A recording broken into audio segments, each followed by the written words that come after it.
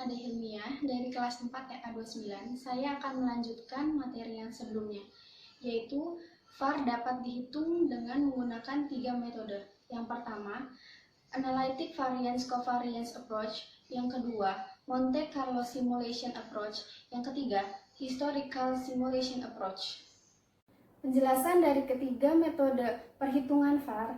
Yang pertama, Analytic Variance Covariance Approach. Metode ini menggunakan asumsi bahwa semua return aset dalam portofolio terdistribusi secara normal.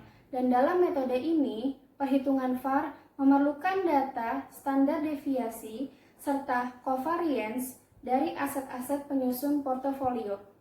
Yang kedua, Monte Carlo Simulation Approach. Metode ini hampir sama dengan Variance Covariance Approach. Namun, dalam metode ini, parameter-parameter suatu distribusi tidak dihitung, melainkan diasumsikan. Metode ini dapat dipakai jika data yang tersedia tidak cukup panjang, baik untuk metode variance covariance atau historical simulation approach. Yang ketiga, historical simulation approach, metode dasar dari pendekatan non-parametik atau tidak mengasumsikan distribusi normal.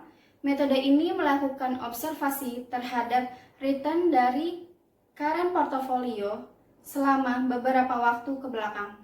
Selanjutnya adalah kelebihan VAR. Metode ini fokus pada downside risk, tidak tergantung pada asumsi distribusi dari return, dan pengukuran dapat diaplikasikan ke semua produk finansial yang diperdagangkan. VAR memiliki 3 metode perhitungan. Yang pertama, Historical Simulation Method. Yang kedua, Variance Covariance Method. Yang ketiga, Monte Carlo Simulation Method.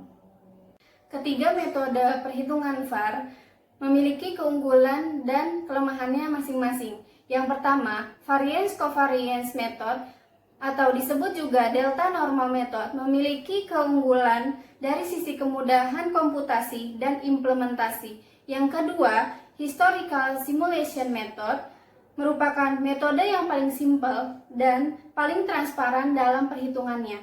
Namun, kelemahan metode ini tidak menggunakan distribusi normal pada return asetnya. Yang ketiga, Monte Carlo Simulation Method memiliki keunggulan dalam akurasi, namun memiliki kelemahan dalam hal komputasi yang lebih rumit. Sumbangan, the risk matrix, penilaian, assessment. Kekuatan pendekatan variant coverland ialah bahwa komen VAR mudah untuk menghitungnya setelah kita membuat asumsi tentang distribusi, imbal hasil, dan input the means, variance, and covariance of returns. Simulasi historis atau historical simulation mewakili cara memperkirakan VAR yang paling sederhana untuk banyaknya portofolio. Di dalam pendekatan ini, VAR untuk suatu portofolio diperkirakan dengan menciptakan suatu hypothetical time of series of returns of that portfolio, diperoleh dengan menjalankan portofolio melalui data historis dan menghitung perubahan yang mungkin terjadi dalam setiap periode. Sama saja dengan historical simulation approach, metode dasar dari pendekatan non-parametik atau tidak mengasumsikan distribusi normal, dan metode ini melakukan observasi terhadap return dari current portfolio selama beberapa waktu ke belakang.